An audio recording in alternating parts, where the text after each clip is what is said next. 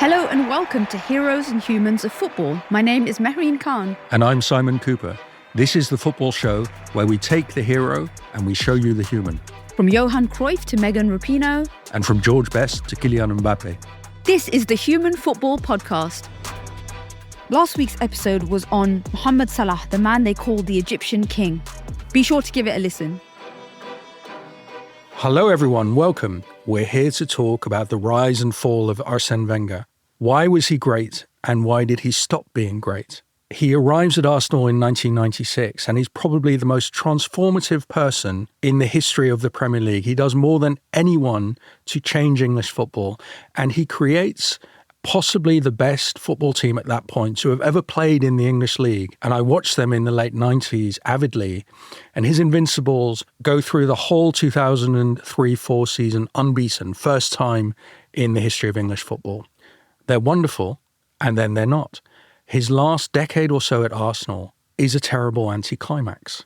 So what is it about Wenger that he was great and then he stopped being great? In this first episode of our doubleheader on Arsène Wenger, we're going to look at the rise, the glory years. I'm very much looking forward to this one. Arsène Wenger is one of those titans of my young footballing life, and you never really shake it because, I started watching football when it was a duopoly between Wenger's Arsenal and United's Fergie. And I think a disclaimer for some of our younger listeners is that Arsène Wenger is not just like a internet meme, right? Which is what he became in his latter years, or the guy that spawned this toxic culture around Arsenal and Arsenal Fan TV, AFTV, which is now one of the biggest fan channels in the world. It's all was born out of the frustration of toxic Arsenal fans. Culture? Yeah, I will argue in the second part of this episode that one of the legacies that Arsène left at Arsenal, especially towards the sort of dog days of his reign, Arsenal fans became some of the most toxic football fans in English football. And that was never something you would associate with Arsenal in the 90s or the early 2000s when Wenger was in his heyday. So for some of the younger listeners, it's actually going to be worth reiterating how much of a pioneer he actually was, and not just the guy on the touchline that failed to zip up his coat 3 times, which is one of the enduring images I actually have of Arsène Wenger. We should add the disclaimer that you are a Chelsea fan and so that you come at this with a horrendous bias.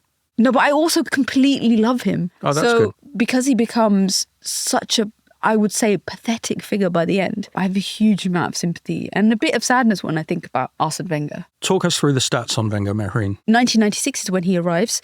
Wenger wins 3 titles for Arsenal, 3 FA Cups in those first 8 years up until 2004. 2003, 2004 is the landmark season. Arsenal go through a season without being beaten. I would add 2 little caveats. They are beaten by Chelsea in the quarterfinals of the Champions League, and they get knocked out of the FA Cup by Manchester United. But they go through an entire domestic season being unbeaten. Pep's Man City have never done that. Mourinho's Chelsea came close in one season. They've never Nobody's ever done it. Nobody's ever done it. And very few of even those dominant teams that gather 100 points a season, which seems to be becoming more normal now in English football, haven't even got close. And then it peters out quite spectacularly and he wins next to nothing apart from a handful of FA Cups. In the last 14 years at Arsenal, Wenger wins just 3 FA Cups. But perhaps the most astounding stat about Wenger is that he spends 22 years as Arsenal manager. Now, the average tenure in the Premier League today for managers is a bit under 2 years. So he alone, he's kind of the whole league. He's the only person who's been there forever. Before we get into all the biographical details about Wenger, let's talk about the look, because he's a whole vibe. Well, the look transforms. It does and it kind of doesn't. The continuity's there. I mean, he's a lithe guy. He's skinny. He has too many bones in his face. He's got those big glasses, those ill-fitting suits. He doesn't look like a football man. When he arrives at Arsenal, he looks like a lab technician. The guy swirling around the funny chemicals in the... Yeah, lives with his mother and wears these protective glasses all the time. Yeah. Even for social events. And there are these very bizarre pictures of new Wenger at Arsenal. Beige suit, too big for him, which is weird because he's very big. Mr. Bean, red tie, brown suit. Yeah, Arsenal give him this training top with his initials, AW, on it, and it's too big. And so he's very unstylish, and that's also why initially he's rejected by English football. Like, who is this guy, this French lab technician taking over a historic English club? And then suddenly he arrives in England. The Premier League's on TV all the time, and suddenly he's a public face. People know what he looks like, and they say, you look like a lab technician. He lives with his mum. And he doesn't really care, but he's being mocked for it, and he realises that it diminishes his standing, that he's not taken as seriously as he should be by players and by media because of the way he looks. And I suspect that that's when he gets a makeover. The contact lenses. Yeah, so they hire a stylist. Somebody hires a stylist, and the stylist finds these fantastic suits and these very soft ties that actually fit him. Fitted, yeah. Yeah, and contact lenses, as you say. And he looks great after He does that. look good. Yeah. And everything about Arsenal looked good. I mean, Thierry Henry is doing mainstream adverts for cars. Freddie Ljungberg was doing underwear adverts. That's right, I mean, yeah. they were a whole vibe, that whole thing. And I think Wenger kind of learned that there's a lot of power in the visuals. Yeah. And I think he embraced it to some degree, and he probably enjoyed it by the end. It's only when he gets to Arsenal that he has to develop a look. And he does so very successfully. He cuts a very unique figure in the general milieu of English managers. Now, of course, like, they all wear amazing suits and, you know, they're Armani models. And Mourinho was also part of that. I think he understood the power of the visuals really early on. Yeah, It was and Guardiola, incredibly- whose wife owns a clothing boutique. and used to dress him. And now, like, you know, there are whole internet pages about the kind of shoes and watches the football managers wear. And I think maybe Wenger was the beginning of us actually really caring about how these guys look properly. You'd put him up there as an icon with the people you've just mentioned? Yeah. I mean, the 90s is back as a whole fashion vibe. And you look back at those throwback pictures of Wenger, and he's a style icon, man. Why is he a style icon? He just encapsulates that age. The glasses, I'm so glad that he's taken the contact lenses out. So if you notice now, he's put the glasses back on. When you see him when he's I've doing done the his same with punditry. age. Yeah. I mean, just gives him a bit of gravitas, you know, the whole shoulder pads, vibes. There was that unfortunate moment he had with the world's longest puffer jacket when he failed to do a zip up at Old Trafford, which is one of the funniest things You said he tried 3 times to I've zip it? ever seen. He just can't zip it up. So he does fall foul of these kind of little Cluso moments, as like Ian Wright would say. But I think he's going to go down as an absolute fashion icon. Wow, well, high praise from you. Yeah. We love the Wenger look. All right, we'll come back to the looks. Important subject. But let's return now to his early life in France. Simon, tell us about that. Wenger comes from a small village called Duttlenheim in the Alsace. And the Alsace is, of course, a phenomenon among buffs of European history because it's where the Franco-German wars always start. So it's this region which is now in France, but where until 1940, people would just speak dialects of German in daily life. And so in Wenger's village, a dialect of German was the local language. And Because so it passes hands between France and Germany. yeah, the Germans always trying to conquer the Alsace in 1870, in 1914. I don't know why the food is actually so bad. Well, it's sort of German food. It's so bad. So in 1940, Hitler conquers the Alsace, this essentially German-speaking region of France. And he says, right, this is now Germany. It's always really been Germany. And therefore, all the men here are going to fight in the German army in my wars. And so all the men in the village of Duttlenheim, including Wenger's dad, get conscripted into the German army. And they go away and they fight World War II for Hitler. You know, I read Wenger's autobiography and he deals with this topic in less than a paragraph. But then I interviewed him about the book. You know, I said, it must have been extraordinarily weird. You're born in 1949 in this village where people still speak a dialect of German. You're growing up speaking German essentially as your first language. And all the men around you, including your dad, had fought for Hitler. What was that like? And Wenger said, well, yes, my dad did fight for the Germans on the Russian front. And my mother told me when the father came back, he was 42 kilograms, emaciated. The end of 1945, it looked like the father was going to die. He spent months in hospital. And then he recovers and he runs this bistro where Wenger grows up essentially in the village bistro run by his parents. And all these men who fought for Hitler, and they never talk about it. It's never discussed. And it kind of hangs over the village like a cloud. Because, of course, in France after the war, you can't sort of readily talk about how you were all in the Wehrmacht together. I said, you know, to Wenger, how did this affect you, the legacy of World War II? You know, you're growing up in this family, the youngest of 3 children. And he said, in my family, we didn't speak a lot about the war. It was like a banned subject. The forbidden knowledge that all the men in the village had fought for the Nazis, including his own dad. So you have the Alsace, you have the unspoken memory of World War II, and then you have this, which is very important for Wenger's development, living with 2 languages. So at home they speak this German dialect. And when he goes to school, at school he learns French. And he has trouble at school initially because he doesn't really speak French when he starts. And it's only when he's 15 he suddenly gets his head together. He catches up on the whole curriculum by himself. And then he goes off to university and does an economics degree. But football also features in this young life. So I've heard him describe the bistro, which becomes almost like a clubhouse for the local team, because before games kick off in the village club, the players leave from the restaurant and go get changed and go and play football. And that's one of his first early exposures to football in a small town. So his parents' bistro is a very raucous, very male, there are no women there, And he's watching the local men, farmers, they lie to each other, people get drunk, and then over the evening, brawls start breaking out. People would tell stories, they would tell jokes, they would laugh, they would charm each other. And I think he learns there his skills as a raconteur, his skill as somebody who can sit there and tell a spellbinding story that everybody will listen to, which in a kind of culture of the bistro like that is really, really important. And so he sees this very male world, and as a small kid, he starts to learn how to deal with men of all kinds, and he develops these bistro social skills that will carry him through his career as a manager. But he said the obsession of all these men was football. And so the village team, which he eventually plays for, there's no coach, and they don't have training sessions. So he goes through his whole youth untrained, which knowing Wenger now seems very bizarre. But he says that he learned from the bistro, he absorbed the idea the most important thing in life is football. So Wenger's grown up in this relatively isolated place, but one which has quite a tumultuous history between France and Germany. And very recent history when he was born. Very recent. And also, importantly, his father is a workaholic, essentially doing 2 full-time jobs. His mother is working in the bistro all day. So what he sees from his parents is life is work. There isn't anything else. And I think he absorbs that, and it becomes the life that he himself will lead. He becomes a full-blown workaholic. In a sense, he has a real problem. So he understands football is something that people care about a lot. And given that there's probably other voids in his life, it takes an outsized importance in his life. But how does he get himself out of Duttlenheim? And is it clear that he always wants to leave? Well, he goes to the University of Strasbourg and he gets an economics degree. And he has a mathematician's brain. He can solve maths puzzles. And this is going to be very important in his time at Arsenal manager because he sees himself as a kind of economist running a football club, and he has very particular ideas about money, which I think in the end will be part of his downfall at Arsenal.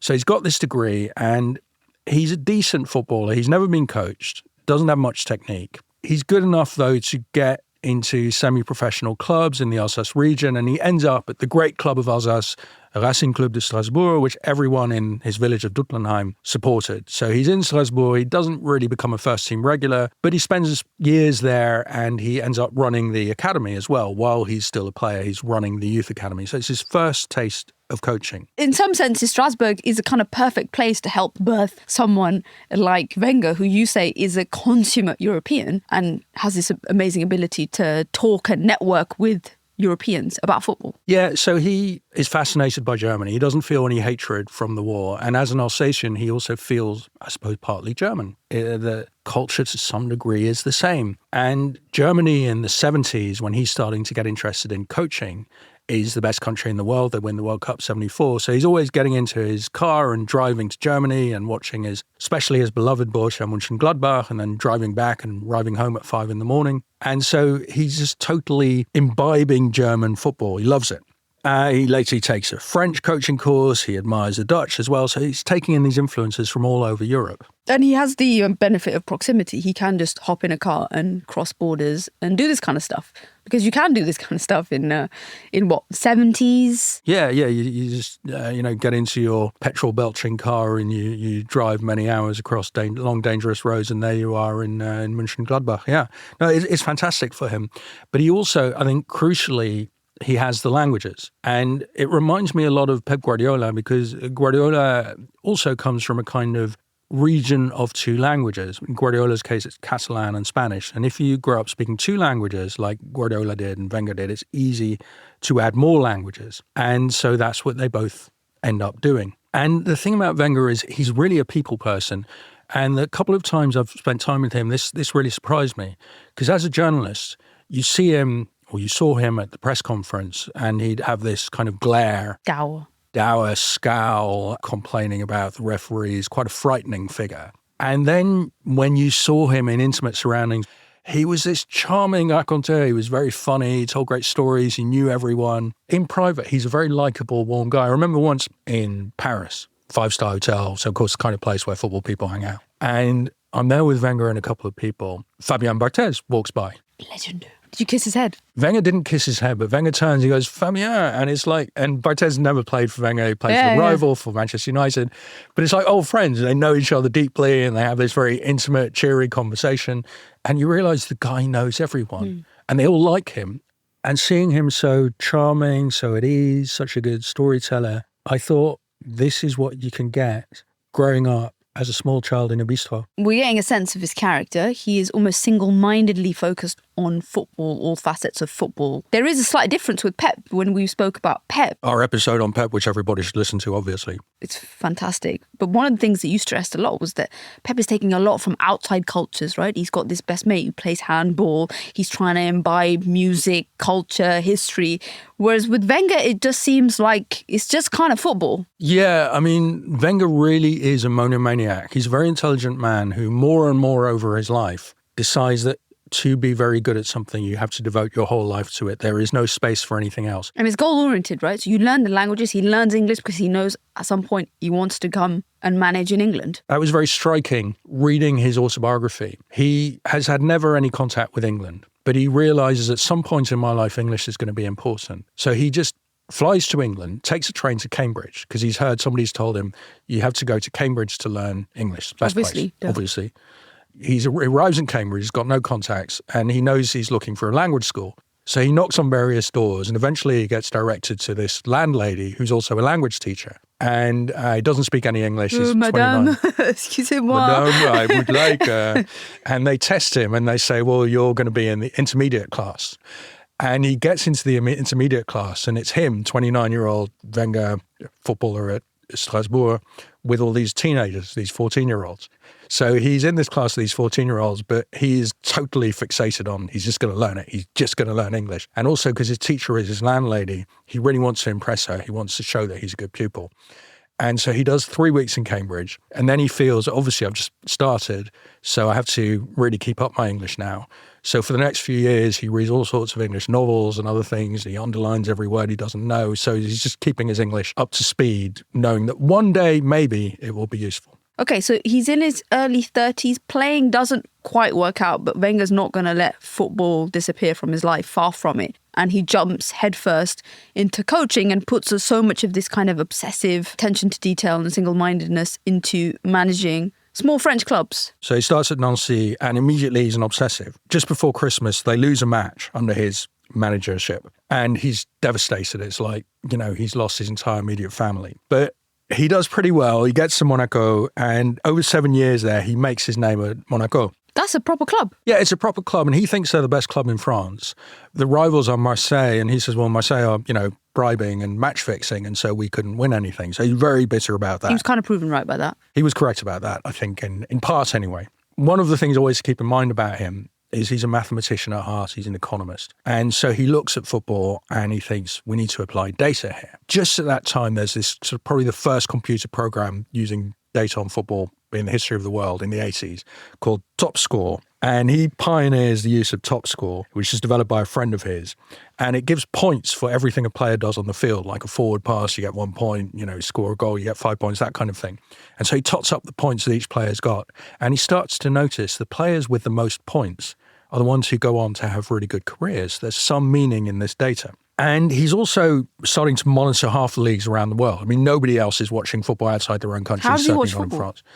He's watching German football obsessively, but he also has all these people he phones up. Mm-hmm. So he has this person in Cameroon who he calls all the time, trying to get information on important players in the Cameroonian league. He's probably doing that with, the Mauritian league and the Bolivian league as well. He's heard about this Liberian kid playing in the Cameroonian league called George Weah. Nobody's heard of George Weah. Wenger's getting reports every week on Weah from Cameroon. And the report said, this kid, he's a good footballer, a bit of a rough diamond though. And Wenger's intrigued. And eventually he sends a Monaco colleague to Africa to watch Weah. After the match, the colleague phones Wenger and he says, well, the bad news is Weah broke an arm during the match.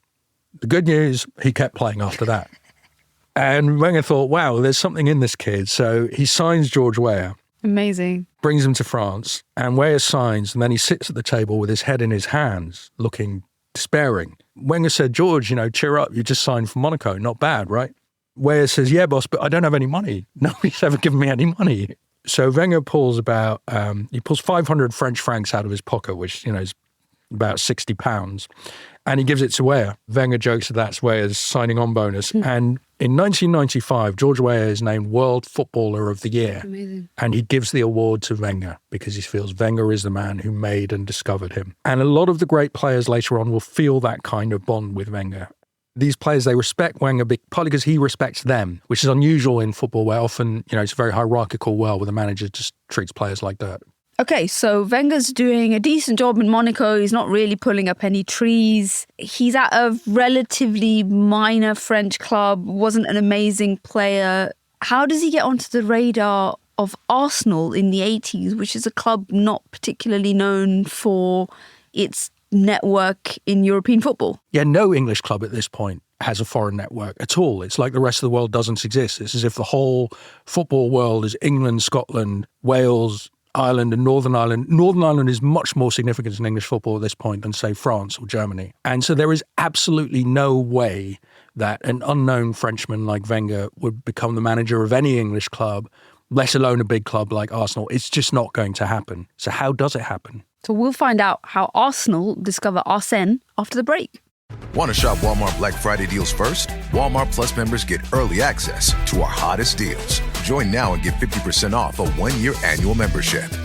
Shop Black Friday deals first with Walmart Plus. See terms at walmartplus.com.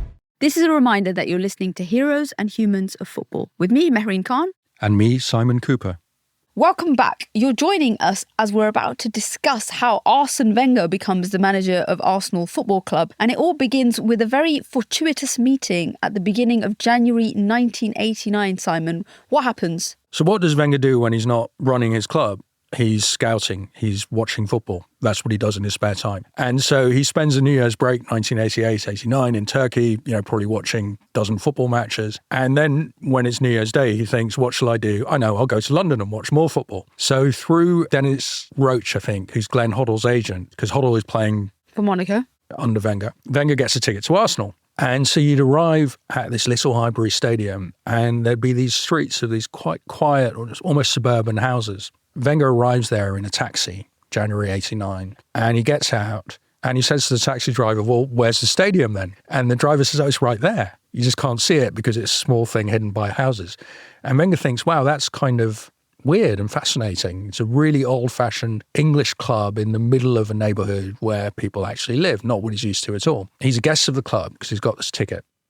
And the directors, at halftime, they go to the directors' room, which I think at Highbury was oak-panelled, and only the directors allowed in, and they would have their brandies or whatever they did. And the wives were not allowed in, and the guests couldn't get into the directors' room. So Wenger's with the other guests and the wives, and he gets talking to this woman who's a friend of the wife of David Dean. Dean is a crucial figure in the Wenger saga.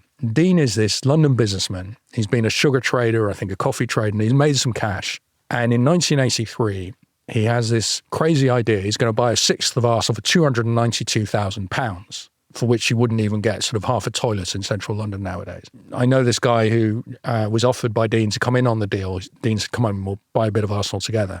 And the guy said, no, obviously I'm not going to put any money into football. That's crazy. Live to regret it. So Dean is this very dynamic figure. He's the Arsenal vice chairman. And that day, he and Wenger get talking. And Wenger, this is where the language is paid off, because he gets invited that evening after the game to David Dean's house. And so what did they do? What did people in the 80s do? They played charades. Do you know what charades are? Is that one of those games where you have to mime stuff out and then the other person has to guess what it is, a book or a film? Yeah. So at one point, Wenger has to mime A Midsummer Night's Dream. That's crazy. Yeah. Can you imagine limbs everywhere? Yeah. And anyway, it pays off because he and Dean, they become friends. And happily, Dean, of course, he has a yacht, which is moored in a south of France harbour near Monaco. Monaco, of course. And so he starts going to Monaco matches and they become soulmates. Wenger is ready to leave Monaco. He's been there 7 years. He's sick of what he sees as the match fixing by the rivals Marseille. He thinks I'm in a rigged game. And he gets this offer from Japan. So he says, right, I'm a world traveller. I'm off. Goodbye, France. Why does he end up in Japan and not just a middling or even low kind of job in another European league? Nobody knows who he is. Nobody knows Arsène Wenger in the early 90s. He didn't have a proper playing career. There isn't much kind of exchange between countries at this point. I mean, he's not a kind of flamboyant hero like, Franz Beckenbauer or Rudi Völler, who are the people who do get offers from other countries. Wenger is a nobody. He's only ever worked in France. He has no profile at all. It's amazing that any foreign club is interested in him. I don't know how Grampus 8, this club in Japan, discovered that there's something special about this guy. But anyway, they do, and they hire him. So he lands in Japan. I think Japanese has 3, what we would call alphabets, and he can't read a single character in any of them. Every day he drives 40 minutes to the stadium, and he navigates by the advertising billboards. So he recognizes the ads, and his hope every day is that the ads haven't changed, so his navigation will still work. And the team he inherits are bottom of the league and had recently lost 17 matches in a row. So it's not very propitious, right? It's this, who'd ever heard of Japanese football? His team is the worst in the league, and very quickly he loses 8 matches in a row. And so directors call him in, and he's sure, obviously, they're going to sack me. I've lost 8 matches in a row. And instead they say to him, well, we are firing your interpreter. He's literally lost in translation. What a fool guy, man. Well, the directors say, look, if you can't communicate your brilliant ideas to your players, it must be the false interpreter. Fault. Yeah. So they shoot the messenger. He loves Japan. He kind of realizes, I think, he has a Japanese soul because he thinks this is a very perfectionist culture. So in a sense, in Japan, he perfects his perfectionism. He watches Japanese women arrange flowers. He sees cleaners pick up these tiny bits of paper, and he thinks, wow, this attention to detail. And so he's learning, that's what he's done since he was a teenager. He's been absorbing ideas from other countries. And he thinks, right, I'm a natural workaholic, and so I have to become a kind of Japanese-style workaholic. And his players are workaholics too. He has to hide footballs, otherwise they'll train before training. They arrive early, and they will start playing this very intensive football and training. And then the training session starts and they're already knackered. So he has to hide the footballs from them. And even the crowds are totally into it. He says, the crowds, there's this total fervor and then silence. And then sometimes when we lose, you'd see a single tear rolling down a supporter's cheek. So he's very moved by Japan. He loves it. He doesn't want to lose a second of his life anymore in relaxing. So he's becoming a workaholic, or he's becoming the kind of full-blown version of a workaholic in Japan. Does the Wenger method actually work with Grampus in the end? Yeah, it really does. He does turn the club around. So they win 17 of 27 games. They finish second in the league in 95. He's the manager of the year in Japan. And they win the Emperor's Cup. He's big in Japan, man. Big in Japan, yeah. He's very much admired in Japan. And so when Arsenal come knocking against David Dein, they come back to him. They've appointed Bruce Rioch. It's really not working out. And so David Dein remembers, my soulmate in Japan, Arsène Wenger, we have to get him. So this Arsenal delegation, they fly to Japan and they say, you're nobody, you look like a lab technician. Everyone in England is going to laugh if we appoint you, but we would love you to be our manager. And this is like a dream offer. It's never going to happen again, a big club in Europe coming to him. And he says, well, I cannot leave now because I have given my commitment to Grampus 8. And so I am not free at this moment. And Arsenal say, well, look, you're the right man for us, so we'll just wait as long as it takes. And so they appoint Pat Rice, who's kind of Arsenal veteran, stalwart ex-player, as the caretaker, and Wenger monitors this from Japan for a few months. So Wenger eventually does end up at Arsenal, but in those couple of seasons in Japan, he's probably become the most Wengerist of Wenger, right? So he's learnt to be more meticulous, more attention to detail. He's living in a society which he sees as incredibly disciplined. These are all the traits that he's going to take with him when he becomes only the 4th ever foreign manager to be appointed in the English top flight league. Yeah, this is just totally weird. A Frenchman with no reputation, and everyone greets him with skepticism. Nobody can believe it. There's this famous tabloid headline when Arsenal appoint him, Arsène who? Well, it's the infamous post-game interview with Ian Wright. So they tell him, Arsenal will be looking for a new manager. It's going to be Arsène Wenger. And he goes, Arsène who?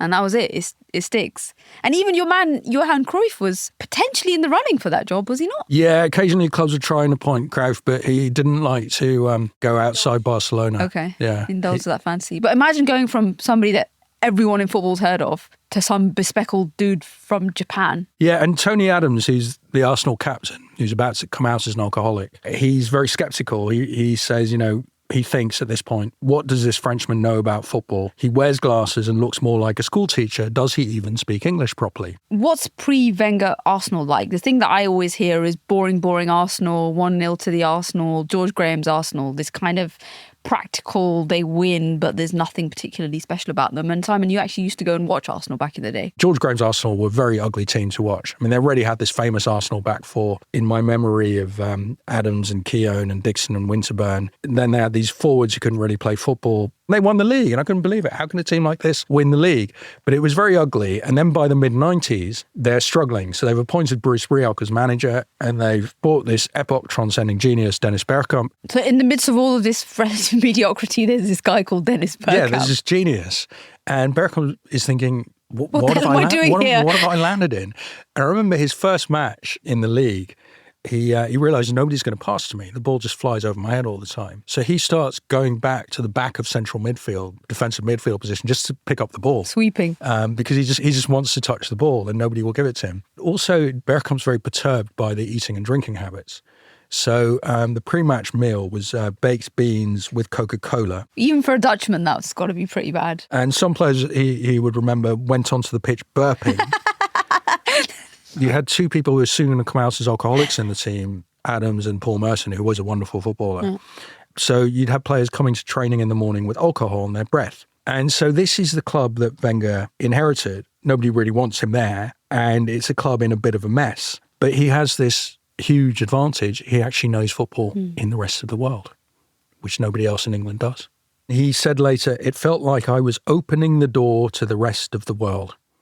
He's bringing foreign methods into this Neanderthal English game, and he transforms it, I think, more profoundly than any other figure who enters English football in any era. And I've heard Martin Keown and others who are around who are very sceptical about the fact that their diets have to change, their sleeping habits have to change, everything they do is now monitored. But then as soon as the results come on the pitch, they're completely bought into it. And that's almost why he describes it as pushing an open door, right? It's just very easy to convince the players that this stuff is good for them and it's going to work. Yeah, well, imagine if you go from your pre-match meal as baked beans on toast to having this totally Japanese diet that he imposes of steamed vegetables and steamed fish. And he empties the minibars in the hotel rooms. They don't like it, so they have this chant on the players' bus, we want our Mars bars, because he's taken away the Mars bars.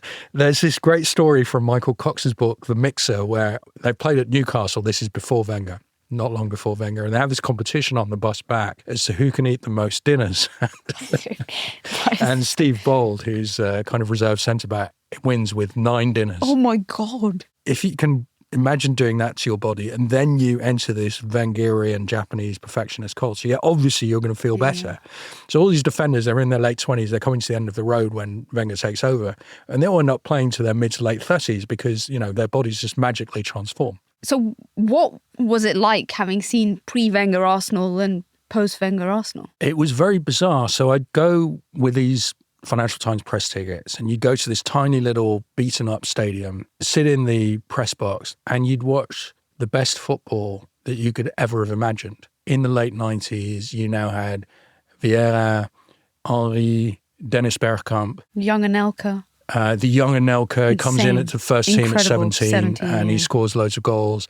And then it turns out that this English back four, who'd always seemed quite thuggish, they can all actually really play football. And Tony Adams starts giving these Beckenbauer-esque passes.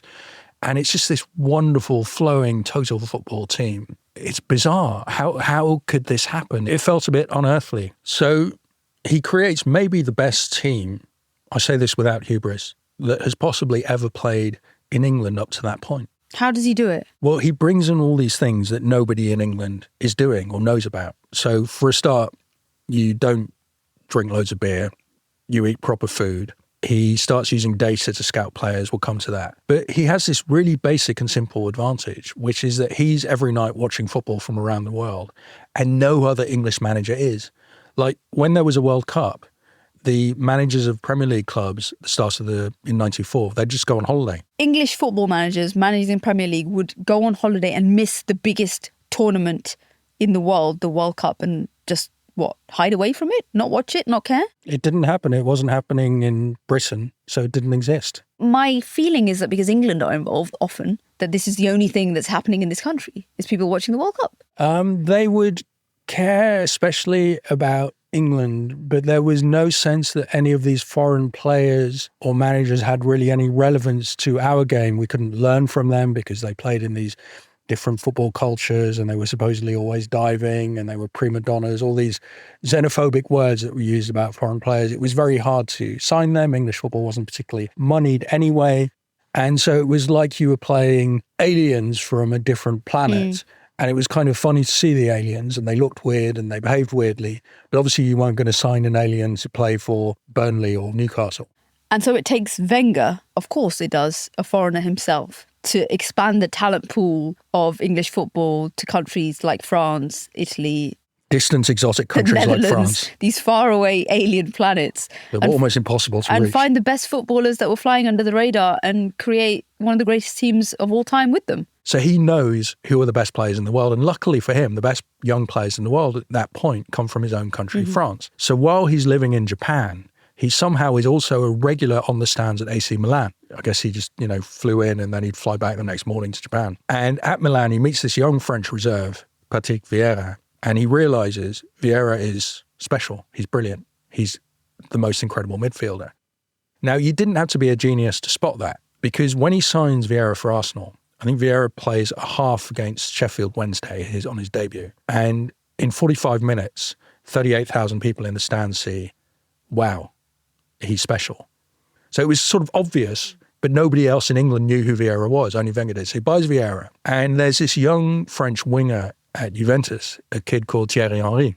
Wenger says to him, you're really a goal-scoring centre-forward. And Henry says, no, boss, I don't score goals. I'm this pretty little winger who does runs down the wing. And Wenger says, no, you're a goal scorer. And he brings him to Arsenal. And of course, Henry becomes, the record goal scorer in Arsenal history. And that's what Wenger can do, because, one of our questions in these podcasts is, what would the person be if there hadn't been a footballer or a manager? And with Wenger, he would have been a school teacher, because he's great at discovering gifts that people have, but they don't even know they have it themselves. And he sees what they truly are, and he makes them that. So he turns Henry into a striker. He has this player, is it a left back at Monaco, Emmanuel Petit? Yeah. And he says to Petit, you're a midfielder. And in a few years, Petit's at Arsenal and he wins the World Cup with France as a midfielder. So he transforms players. He reads autobiographies obsessively, and he realizes, reading these autobiographies, what happens in a life is the person meets someone who says, this is who you truly are. And then you become that person. And that's what he wants to be for players. So you think he'd be a school teacher and not like a hedge fund manager poring over models of companies, deciding where to put his money to get the most value out of them? Because that's partly also how his scouting approach works. You buy them young when they're very cheap and unknown, and you see something in them and they become great. So I think Anelka was, when I remember just watching this 17-year-old playing football, and in his first season, he is trouncing teams and scoring the most incredible kind of goals. With Henry, the brilliance manifests over time. He becomes probably, I think, the greatest player the Premier League's ever seen, Arsenal's best player. Fabregas is another one. He pinches him from Barcelona's academy, ends up being a captain, doesn't win, but Fabregas is made by Wenger. So I don't know. I kind of think that he's got an investor's mind almost. I think he has an economist's mind. So he thinks about what is the true value of this player. So I'll buy him if I can buy him for less than his true value, or sell him for more than his true value. But I don't see him as emotionally an investor, because an investor buys and sells. And Wenger, when he is at Arsenal, he behaves as if he's going to run the club for 100 years. He doesn't want to get in and out. He never thinks of moving up. So other clubs come in, Real Madrid come in, the club he'd loved as a fan growing up. And he says no. He devotes himself to the place he's at. So that's why I see him as a school teacher, maybe of maths or economics, who wants to devote it to his school and to raising and improving the kids around him. But yeah, you're right that he cares about buying cheap. So other managers, they go to the chairman and say, I need 10 million quid to buy this player. If they get 10 million quid, great, they're really happy. And Wenger thinks, no, what is the player worth? I need to buy him for less, sell him for more. And so he signs Henry Vieira and Robert Pires in total for less than a 23 million quid he gets from Real Madrid for Anelka, who's a kid with problems. So he's great at buying low, selling high. And then he sells the players as soon as they start getting old. So David Dean calls Vieira, who's 29, and says, Juventus have come in for you and you can go if you want, meaning we're done with you.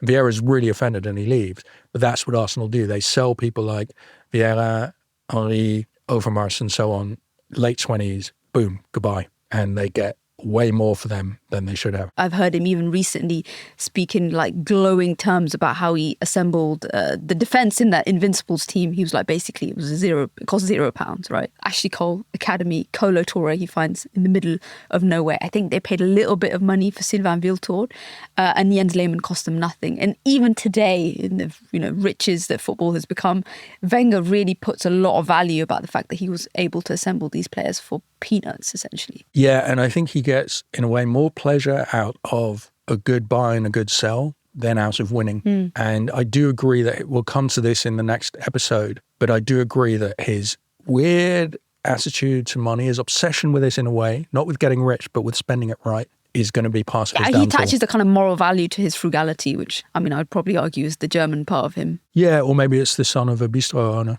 that you run a small business, you pinch every penny. Yeah. He understands footballers, their nature, what makes them tick, and how the great ones operate. But then there's the other kind of numerical side where he needs to quantify what their greatness is about. And that's him sort of embracing numbers in a huge way. Yeah, so he's really the first data-driven top manager. And so the morning after the game, he drives to the Arsenal training ground. He's very excited because the spreadsheets are going to arrive with all the data. And he spends the morning reading the spreadsheets, tracking stats. And so he starts to substitute Dennis Bergkamp after about 75 minutes. Dennis is getting a bit older, and Dennis comes into the hut and says, what's going on? Why are you taking me off?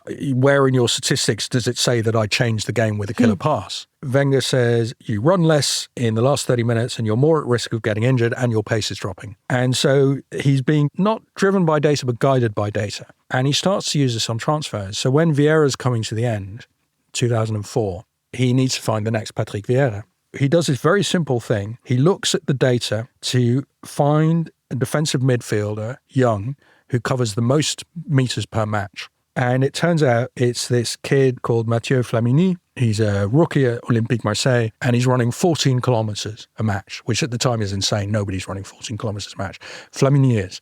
Now, of course, the fact he's running 14 kilometres, not enough. Is he running in the right direction? Can he play football?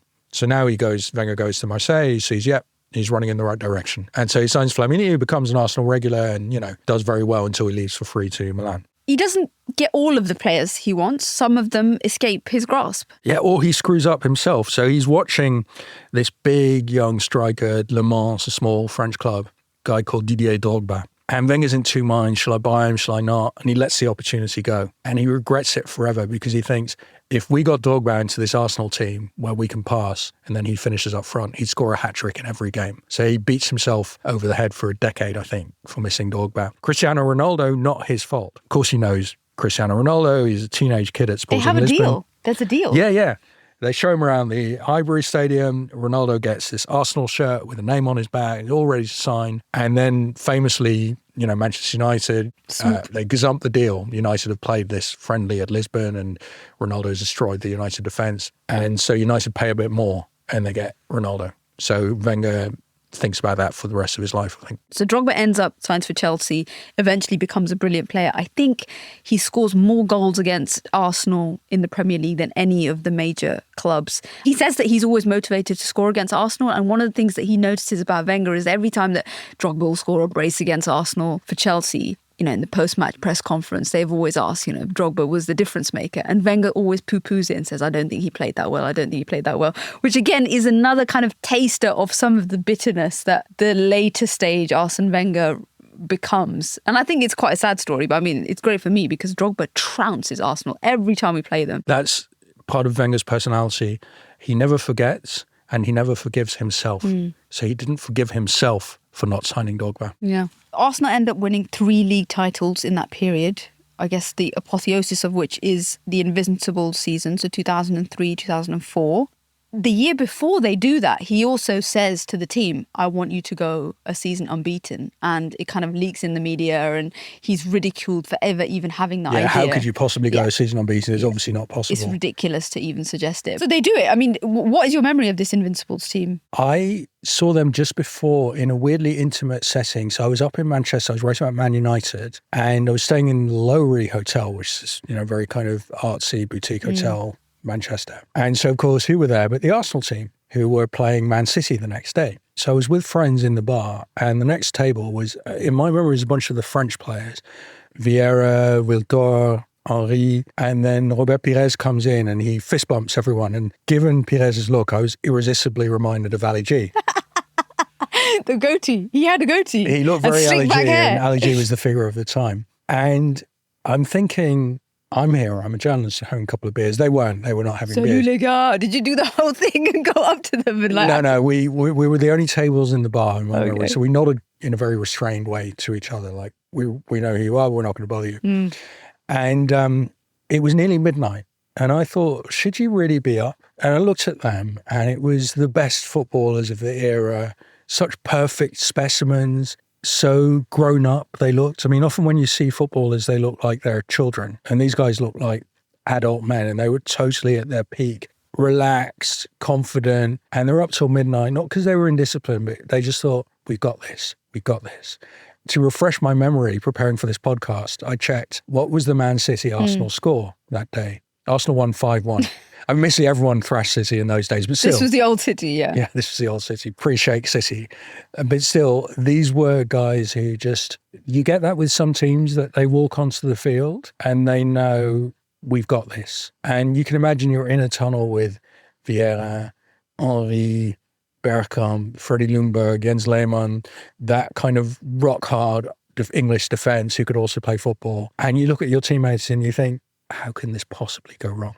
And all these medals he was winning in profusion, 1996 to 2004, he just gives away. Because very like Alex Ferguson, actually, his soulmate, he just doesn't care about what you won today or yesterday. It's over. It's done. He only thinks about the future. He tells this amazing story about one of the few times his parents come over to Highbury to see them. And I think it's in the double winning season of 98. And his father, who later passes away, even at that point, winning a Premier League and an FA Cup is a huge achievement. It's his first league title. And his father said to him, I think you can do better. His father probably huge pain for having taken a day off work to come all the way to London. Yeah, but I mean, we've spoken a lot about the kind of foreign influence and bringing the va-va-voom of Henry. But they had an Englishish sort of spine, right? From Pat Rice to Ray Parlour and Martin Keown, that kind of grit. And Wenger speaks about this being the perfect type of assimilation, that he brings in international influence, but the team is still kind of has a fundamental rootedness in North London and in English football. He's not trying to create, tiki-taka or Barcelona football. Maybe later on he might do, and maybe that's part of the downfall. But there is something quite unique about the blend that is in that squad. Yeah, I mean, that was interesting because he's buying the best players in the world. Yeah, Henry, Bergkamp is just there before he arrives. But what he doesn't do is discard the Englishness, which would have been a temptation. And he looks at Adams, who had been a drunk, an alcoholic, and who also was a bit too English a footballer. It was a bit too simple. They were playing somewhat of a long ball game. And Wenger doesn't think, I'm going to get rid of it. He thinks, no, there's a potential here. We can make this work. He scores goals in that season, Tony Adams. You see him marauding up the pitch. And Adams became a magnificent footballer. Yeah. And because he had this ultra-English look, you sometimes get deceived by the look. Brexit football. But it's football. Not Harry football. Maguire has that a bit as well. So you look at Harry Sean Maguire. Dyche kind of, yeah. And then you think, oh, but Maguire, he can actually play football. He's a wonderful passer of the ball. I mean, he's actually a better passer sometimes than a defender. That was the deceptive thing about Adams and even Keown, that they could get better under Wenger, and that's also Wenger's doing. So on that note, we have established what I think clearly were the golden years of Arsène Wenger. And the best years ever of Arsenal. Yeah, undoubtedly. And to some degree, possibly the best football seen in England up to that point. It's been better since. Pre-Pep. Yeah. Yeah, I think that's fair. Obviously, you're missing over Chelsea's Mourinho, but it's fine. I'm not going to hold that against you. And he's done it because he's brought new foreign ways into a hidebound country. He brings in how to eat proper food and not just live on alcohol and baked beans. He's brought in foreign scouting, where you're going to scout the best players from all over the world. And he's brought in data. Those are absolutely key innovations. And then this culture of total professionalism throughout the organisation. So we have a manager at the peak of his powers. He's done the unthinkable, gone a domestic season without losing. And yet the Invincibles become the high watermark of Arsenal Football Club and of Wenger's managerial career. And they don't do what so many great teams have gone on to do, which is build a legacy. How does this all unravel so quickly? Where does it all go wrong? I mean, it's astonishing how he went from the most admired, transformative manager in football to a bit of a joke within a decade. Every pioneer gets overtaken, but Wenger was spectacularly overtaken. Everybody copies the best of him. He becomes more and more like himself. He becomes stubborn and unyielding in his views. And he also starts to display this very bizarre and strong attitude to money. He has very deep beliefs about money that he thinks set Arsenal apart, but end up holding them back. So Wenger's own flaws become part of the slide of Arsenal. Join us in the next episode. The fall of Arsène Wenger. Thank you for listening to Heroes and Humans of Football. For more information, go to our website at heroesandhumans.com. And follow us at Heroes and Humans on all social platforms. Next week is part 2 of our two-parter on Arsène Wenger, in which we trace the fall of the man who remade English football. Be sure to give it a listen. This show was developed by Immaterial and produced by One Fine Play. Matt Cheney is the series producer. Kazra Firuzia is the editor and producer. We have been your hosts, Mehreen Khan and Simon Cooper. And this has been Heroes and Humans of Football.